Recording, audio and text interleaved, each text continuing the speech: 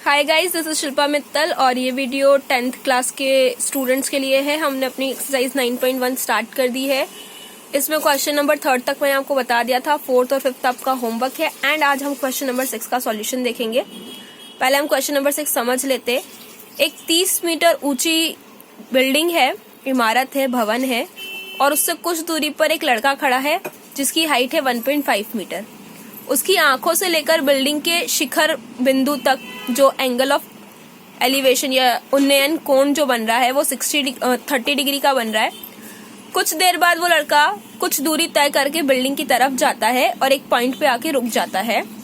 उस पॉइंट से बिल्डिंग के शिखर बिंदु तक 60 डिग्री का कोण बन रहा है।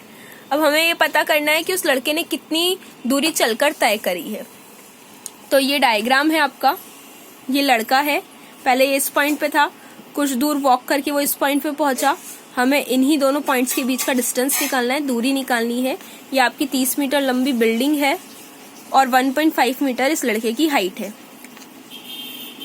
क्योंकि जो कोण है वो लड़के की आंखों से बिल्डिंग के शिखर बिंदु तक बन रहा है, तो हम इस 30 मीटर बिल्डिंग में से 1.5 मीटर को घटा देंगे, माइनस कर देंगे।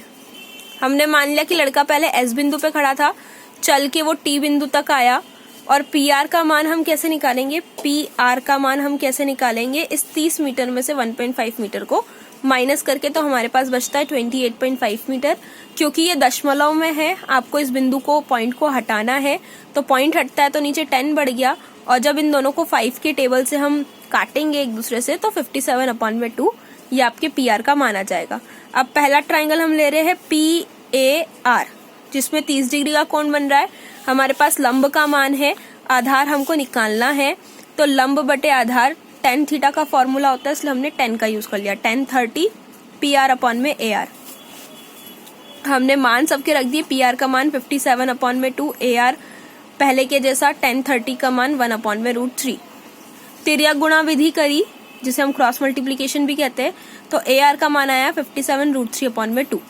अब हम 60 डिग्री एंगल वाला त्रिभुज लेंगे P R B. P R B में भी tan 60 का यूज करेंगे। पी आर का मान 57/2, बी आर बिल्कुल पहले जैसा tan 60 का मान √3।